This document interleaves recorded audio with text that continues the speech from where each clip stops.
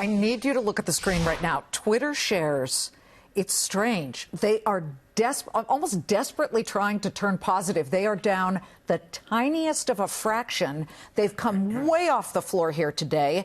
They've spent most of the day in the red following the ban last night announced on political ads. Facebook moving higher now by 2% after its earnings. But Charlie Gasparino's been learning that some investors are not giving the thumbs up to the social network, fearing its leaders may follow in Jack Dorsey's footsteps when it comes to 2020 political advertising. Yeah, I mean, this is a fascinating story because if you look at it superficially, Facebook is at near all-time highs in terms of their stock. They just reported massive earnings. I think it was $6 billion of earnings.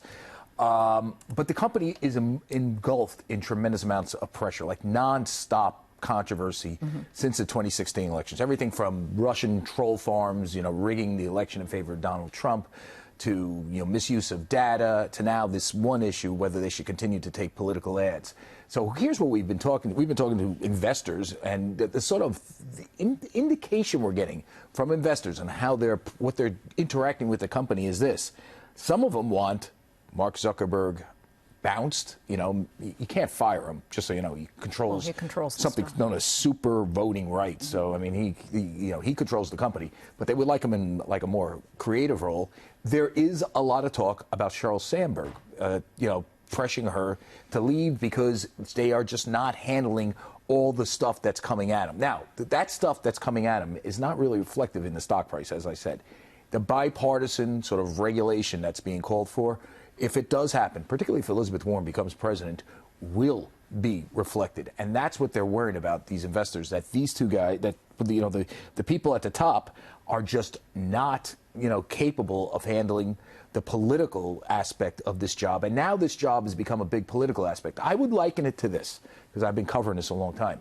Right after the financial crisis, who was in the hot seat back then? Obviously the banks.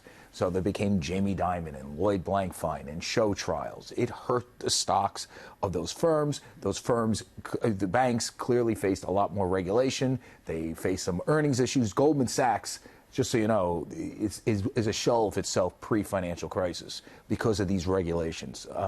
So that's what investors are worried about when it comes to Facebook, particularly because they're kind of like the target here. And they need some sort of coherent message, they need better management to handle the political thing.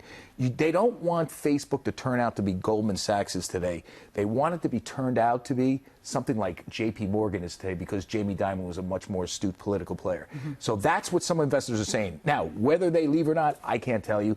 I do know this. A person close to Sandberg told Fox Business exclusively she has no plans to step down. I do know people who know Sandberg who said that she has been getting anxious in this job. This is not a fun time for her, that she probably wants to leave. So that's where we are right now. Don't be surprised if you see some major management changes at the top of this company. It's under tremendous pressure. Sheryl Sandberg, I heard, is not happy in her job. I think she's very, very good at her job.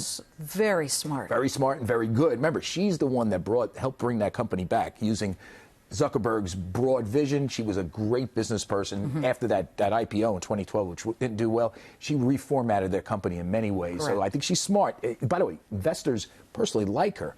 But the notion is, does she have the chops, and does he have the chops to deal with this political issue? So don't be surprised. I hear, this is what investors are saying, there's going to be some changes at the top. That doesn't mean they leave. Maybe they bring in other management. But clearly there's a lot of talk about them stepping down.